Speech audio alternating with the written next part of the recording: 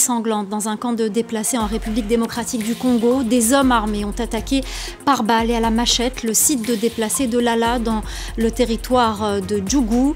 Une expédition punitive qui a duré plusieurs heures. Ni les forces de l'ordre ni la MONUSCO ne sont intervenus. Il y aurait au moins 45 morts. Nous serons à Kinshasa dans ce journal. 2 mois de combat quasi sans interruption au Soudan. Les habitants de Khartoum ont signalé des bombardements et des tirs ce lundi. La capitale a connu ce week-end un calme relatif grâce à un cessez-le-feu. La correspondance régionale dans un instant. J-6 avant le référendum constitutionnel au Mali, il se tiendra ce dimanche 18 juin. Les militaires ont voté par anticipation hier et la campagne bat son plein auprès des Maliens de l'étranger. Nous irons à Abidjan dans cette édition. La nuit a été longue et sanglante pour les déplacés du camp de Lala dans la province de l'Ituri, dans l'est de la République démocratique du Congo. Entre 2h et 6h du matin, des hommes armés ont attaqué par balle et à la machette des déplacés, femmes et enfants sans distinction. Le bilan fait état d'au moins 45 morts. Ce massacre attribué à la milice Codeco est survenu dans un rayon de 5 km d'une base de la MONUSCO et non loin d'une base militaire. La correspondance à Kinshasa d'Aurélie Bazara-Kibangula. C'est une nouvelle nuit d'horreur dans la province de l'Ituri. Au moins 45 personnes ont été tuées selon un bilan encore provisoire fourni par la chefferie locale et la MONUSCO. Les autorités congolaises, elles, n'ont pas encore communiqué de bilan. Mais selon la société civile, des hommes, mais aussi des femmes et des enfants ont été tués sur le site de déplacés de Lala dans le territoire de Djougou. Elle explique que des hommes armés ont fait irruption sur le site vers 2h du matin, tuant des civils par arme à feu et par arme blanche. Des abris ont également été brûlés. Alors cette attaque est attribuée à la milice Codeco, une milice qui affirme défendre la communauté Lendu face à une autre communauté considérée comme rivale, les Emma, défendus eux par la milice Zaïre. Alors ces dernières semaines, ces deux milices de plusieurs milliers d'hommes multiplient les massacres dans l'est de la République démocratique du Congo.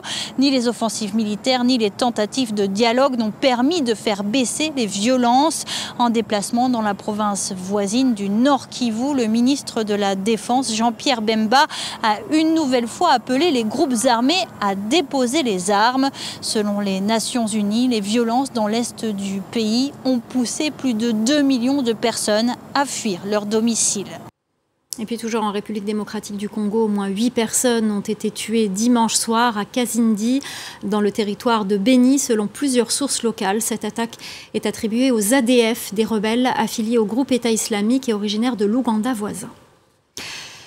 Les combats continuent à Khartoum, au Soudan. Les habitants ont signalé des bombardements et des tirs. L'armée a annoncé avoir pris un pont stratégique. La capitale a pourtant connu ce week-end un calme relatif grâce à un cessez-le-feu. Le point depuis Nairobi avec Bastien Renouille. Les combats ont repris dans Khartoum après un cessez-le-feu effectif entre samedi et dimanche, samedi 6h du matin jusqu'à dimanche 6h du matin. Pour la première fois, un cessez-le-feu négocié entre les forces de soutien rapide et l'armée soudanaise à Jeddah en Arabie Saoudite a effectivement été respecté sur le terrain. Alors pendant 24 heures, les habitants de Khartoum disaient qu'ils entendaient beaucoup moins de tirs. Il y avait certes des échanges de feu sporadiques, mais beaucoup moins qu'à l'accoutumée depuis le début des combats le 15 avril dernier, ce qui a permis à une partie de la population de descendre dans la rue, d'aller chercher des provisions, d'aller chercher un petit peu d'eau. Beaucoup ont aussi tenté de fuir la capitale, ce qui est extrêmement difficile en temps normal, étant donné que les tirs et les bombardements continuent régulièrement dans la capitale. Mais voilà, dès que ce cessez-le-feu s'est achevé, dimanche à 6h du matin, les combats ont repris. Mes contacts dans la capitale me disent qu'ils entendent tous des tirs, des explosions, qu'il y a des échanges de feu nourris absolument partout dans Khartoum et dans les villes voisines de Omdurman et de Bari. Il y a eu des bombardements sur des quartiers d'habitation civile où les forces de soutien rapide tentent de se cacher. Au moins 8 civils ont été tués et beaucoup d'autres ont été blessés selon des médecins soudanais. Alors si les forces de soutien rapide se sont félicitées du fait que le cessez-le-feu ait bien été respecté au cours des 24 heures durant lesquelles il devait être mis en place, les États-Unis et l'Arabie Saoudite, qui sont les médiateurs à Jeddah dans cette crise, les encouragent à essayer de renouveler un tel cessez-le-feu, pourquoi pas sur une durée plus longue. Mais voilà, au cours des dernières semaines, jamais un cessez-le-feu long n'a été respecté. Alors beaucoup à Khartoum ont du mal à y croire et se disent que la guerre ne peut que continuer au cours des prochains jours. Le référendum constitutionnel au Mali, il doit se tenir ce 18 juin. Les militaires ont voté hier, dimanche, par anticipation. À Abidjan, la campagne auprès de la diaspora malienne a commencé. Laurent Berstécher. Dans cette salle municipale d'Abidjan, le Conseil supérieur de la diaspora malienne encadre les débats sur un nouveau projet de constitution. Pour ces Maliens installés en Côte d'Ivoire, le oui semble faire l'unanimité. Oui, moi, ma position est très claire. Je vais voter et je vais dire oui. Parmi les points clés de la réforme, retirer aux Français son statut de langue officielle et permettre aux Maliens de l'étranger de participer aux élections législatives. Un argument de taille en Côte d'Ivoire où près de 300 000 membres de la diaspora malienne sont déjà inscrits sur les listes électorales. La nouvelle constitution doit également renforcer les pouvoirs du président, lui permettant par exemple de dissoudre l'Assemblée. Et si certains opposants craignent que le régime actuel n'en profite pour prolonger son mandat, à Abidjan, personne ne semble douter de l'intégrité des dirigeants maliens. La constitution de 92 a été proposée et adoptée par un président issu d'un coup d'État. Donc dire que Assimi n'est pas légitime pour proposer une constitution, c'est de la mauvaise foi, je pourrais dire, et ça ne reflète pas la réalité du Mali. Initialement prévu en mars, le référendum se tiendra finalement le 18 juin prochain. Il représente la première étape d'un calendrier de consultation et de réforme censé aboutir au départ de la junte en 2024. Au Mali, les militaires ont commencé à voter par anticipation dimanche, mais le scrutin ne s'est pas tenu dans certaines localités, comme à Kidal, ville du Nord contrôlée par les anciens rebelles du CMA, qui ne reconnaissent pas le projet de constitution. Cette conférence de presse organisée par une dizaine de partis politiques en Guinée, ils appellent la CEDEAO à accompagner le retour des civils au pouvoir dans leur pays. Ils se disent inquiets du silence de l'organisation sous-régionale face à la situation en Guinée. Les explications de notre correspondant à Conakry, Malik Diakité. Pour ces acteurs sociopolitiques guinéens, il est plus qu'urgent que la CEDEAO, Communauté économique des États de l'Afrique de l'Ouest, intervienne dans le dénouement de la crise profonde de confiance qui persiste entre la classe politique, la société civile et les militaires au pouvoir. Ces leaders politiques qui plaident pour la levée des sanctions imposées à la Guinée par la CEDEAO se disent inquiets du respect strict de la durée de la transition fixée à 2 ans sans l'accompagnement de l'organisation sous-régionale. Nous voulons que la CEDEAO accompagne la Guinée qui se trouve dans une transition auquel eux-mêmes ils ont accepté de venir concocter 24 mois de période transitoire pour ne pas qu'ils abandonnent la Guinée afin qu'il y ait un glissement. Parce que lorsque la CEDEAO se retire et que la Guinée n'a pas trouvé de moyens, il y aura bel et bien des glissements.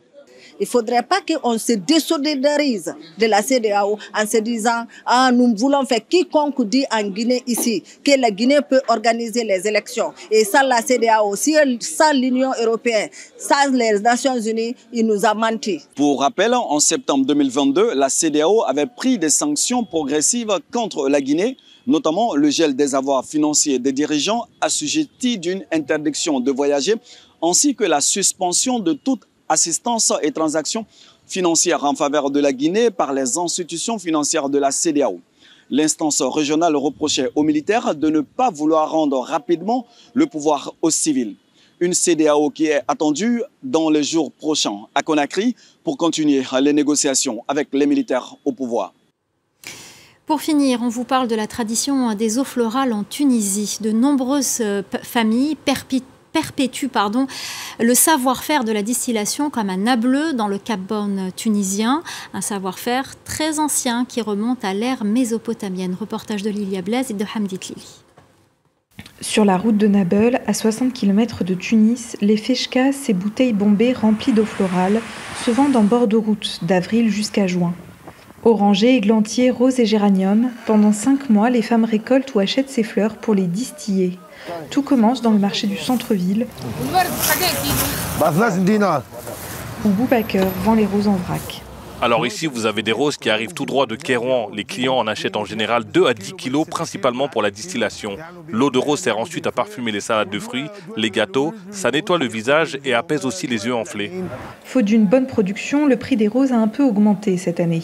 Mais Mondia doit perpétuer la tradition de fabrication des eaux florales, un savoir-faire ancestral transmis de mère en fille avec l'alambic traditionnel qui sert à la distillation. Donc là, j'ai mis les roses à bouillir dans un ustensile en cuivre et je l'enroule autour de ce couvercle en terre cuite avec ce tissu. Ça permet d'empêcher la vapeur de s'échapper. Il faut ensuite beaucoup de patience pour surveiller la distillation et parfois également refroidir l'alambic avant d'avoir les quelques gouttes d'eau de rose. Chaque saison, Mondia remplit près d'une 60aine de bouteilles qu'elle vend grâce aux bouche à oreille. Ça me permet de payer mes médicaments et mes courses. Mon mari a une très petite retraite, donc ça nous évite de dépendre de nos enfants qui sont mariés et qui ont déjà du mal à s'en sortir avec la vie chère. D'autres femmes ont créé leur propre marque, comme Aziza, que nous retrouvons au Festival de la Rose, dans le quartier de l'Ariana à Tunis. Elle y vend ses bouteilles d'eau florale depuis 28 ans. Ce n'est pas un travail facile, mais j'ai appris à valoriser mon produit et certaines techniques aussi pour être plus rentable.